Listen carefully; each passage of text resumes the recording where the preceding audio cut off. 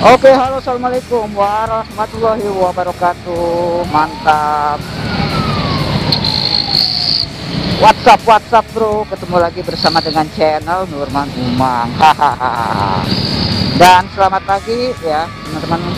Dan semoga teman-teman semua diberi kesehatan. Amin. Oke teman-teman, saya ini berada di jalan raya ya. Artinya saya mau bikin konten motovlog lagi, dan sekarang ini saya kebanyakan konten motovlog nih teman-teman ya. Nah,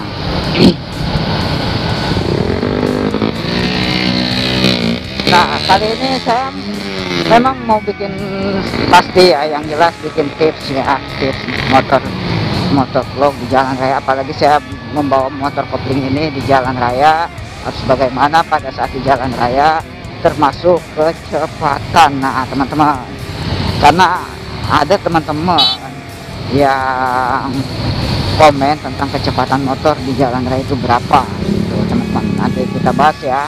Oke, nah, lampu merah dulu, kita sementara harus berhenti dulu ya, karena ini lampu merah harus berhenti teman-teman, karena itu salah satu kita mematuhi peraturan lalu lintas ya teman-teman. Kita tunggu dulu. Nah, punya udah hijau dan saatnya kita jalan nih teman-teman. Oke, karena kalau warna hijau itu menandakan kita jalan. Oke, dan terima kasih, kita sudah mematuhi peraturan lalu lintas ya.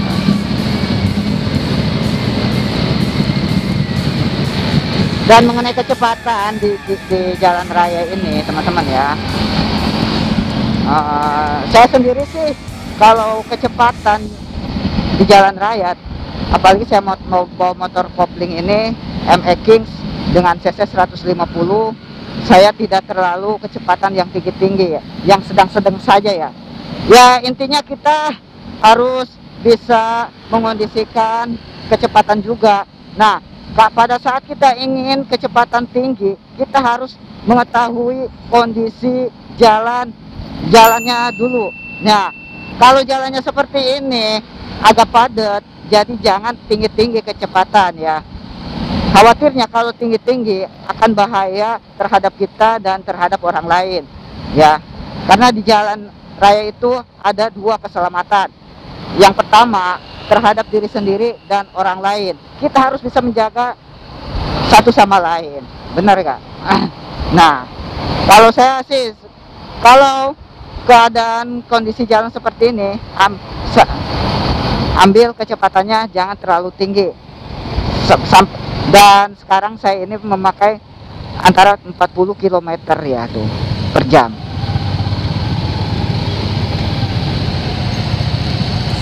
Lampu merah lagi,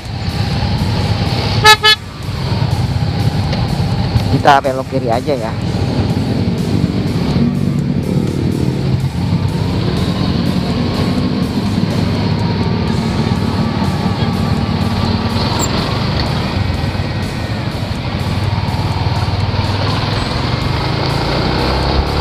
Sepeda sehat ya, saya juga pesepeda sini teman-teman.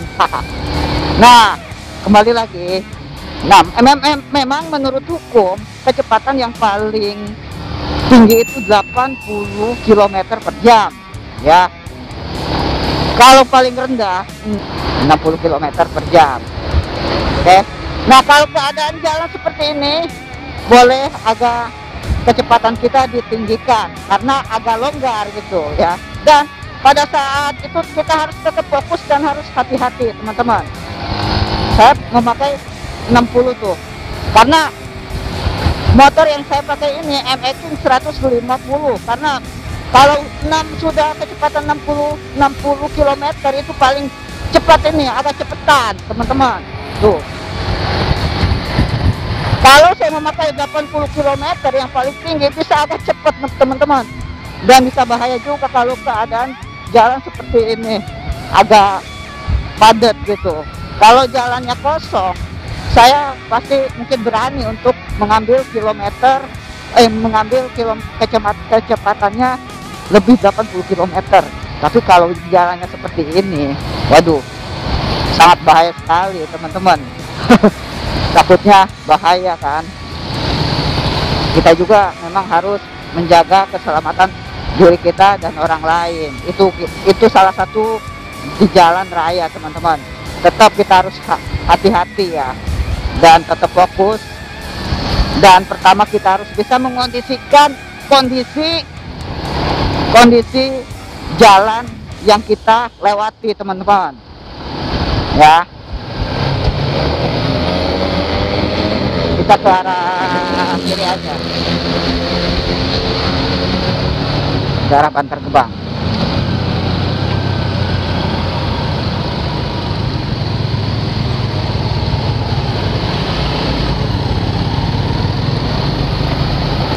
Nah, tadi ya, menurut peraturan lalu lintas, kecepatan yang paling rendah itu 60 km dan yang kecepatan yang paling tinggi 80 km per jam nih teman-teman ya.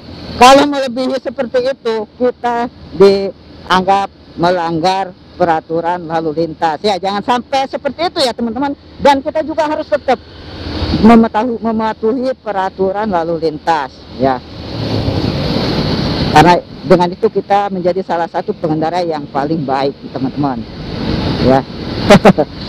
Nah, kembali ke saya pribadi. Kalau saya sih secara pribadi memakai motor MX 150 apabila kalau lagi di jalan raya, saya sih tidak memakai kecepatan yang paling tinggi, yang sedang-sedang aja. Kalau saya kan MX paling memakai paling tinggi itu 70 lah, 70 km per jam, paling rendah 40 km per jam. Nah, karena jujur saya agak takut juga kan ya, takut juga boleh sih, karena kita juga harus bisa mengendarai motor kopling dengan apa ya, mematuhi secara lalu lintas agar kita selamat dari perjalanan dan dari orang lain juga nih teman-teman ya. Tuh, ini sudah saya memakai 40 kilometeran nih, segini nih. Agak kenceng juga nih karena cc-nya 150. Wah, agak kenceng gitu. Bener, beda dengan motor matic lah. Kalau motor matic 40 km itu agak beda dengan MX kecepatannya gitu ya.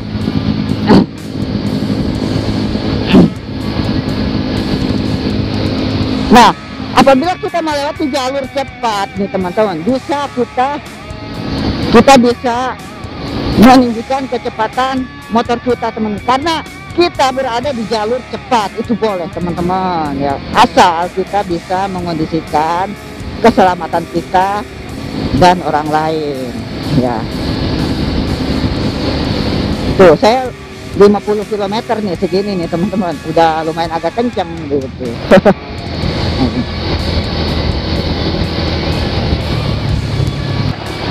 Oke teman-teman, jadi kesimpulannya ya, tadi kalau menurut peraturan lalu lintas, kecepatan yang paling tinggi itu 80 km per jam apabila kita di jalan kota ya.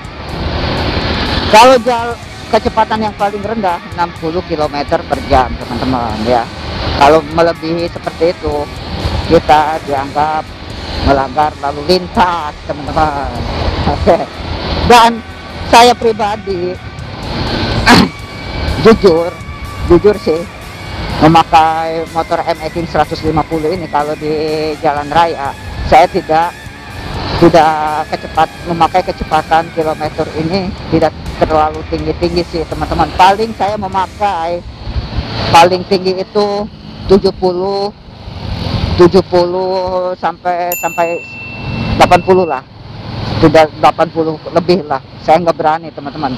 Yang paling rendah itu 40 km per jam paling, iya, cuman segitu.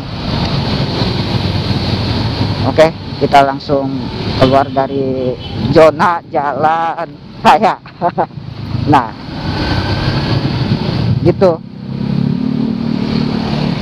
Saya memakai M-King ini tadi itu sudah dikatakan ya, sudah dibahas.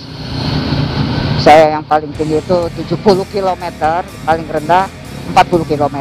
Kalau lebih dari 40, wah pelan banget teman-teman, jadi nggak enak juga ya kalau jalan pelan-pelan juga ya. Nih kalau keadaan seperti ini saya memakai kecepatan 30 km ya, karena ini jalannya bukan jalan raya sih teman-teman, jalan ke arah perumahan juga gitu. Tapi walaupun jalan seperti ini kita harus hati-hati. Oke, dan cukup sekian dari channel Nurman Umang. Mudah-mudahan teman-teman bisa mengambil manfaatnya dan saya juga bisa bermanfaat ya, khusus untuk saya pribadi, karena jujur saya juga sih masih belajar mengendarai motor kopling di jalan raya ya anggap aja belajar sambil mempublikasikan gitu ya ke teman-teman melalui YouTube channel Nurman Umang. Dan saya mohon jangan lupa untuk like dan subscribe, karena dengan itu teman-teman bisa menyemangati karya saya melalui di YouTube-nya teman-teman. Dan saya juga sudah berterima kasih kepada teman-teman semua yang sudah like dan subscribe-nya ya. Oke, dan terima kasih. Wassalamualaikum warahmatullahi wabarakatuh. See you, bye bye.